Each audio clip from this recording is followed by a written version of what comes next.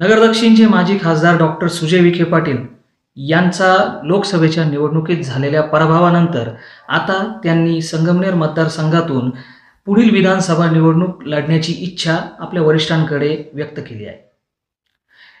शिर्डीच्या श्रीरामनगरमध्ये एका कार्यक्रमासाठी उपस्थित असताना सुजय विखेंना आमच्या वार्ताहरांनी याविषयी प्रश्न विचारला. तर काय म्हणाले सुजय विखे पाटील, चला पाहूया.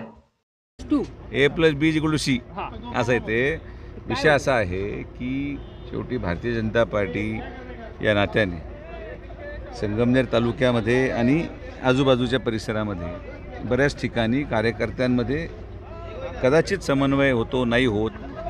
जेव्हा विधानसभेला निवडणुकीला हे केलं जाईल, जर कार्यकर्त्यांची इच्छा असेल, कुठल्याही तालुक्यामध्ये, राहुरी तालुक्यामध्ये लोकांची इच्छा असेल, संगमनेर तालुक्यामध्ये लोकांची इच्छा असेल, लोकांची जर मागणी आली तर ती मागणी आल्यावर त्या लोकांच्या इच्छेचा मान हा केला जाईल आणि पक्षाच्या आदेशाचं पालन देखील केलं जाईल.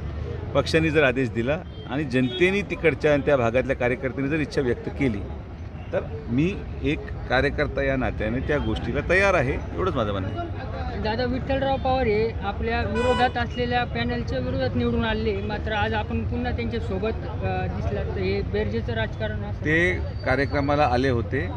त्यांचा मित्र महमूद आहे आणि माझाही मित्र महमूद आहे. त्यामुळं एक समान मित्र असल्यामुळे ते उजव्या बाजूला होते, मी डाव्या बाजूला होतो त्यांचे.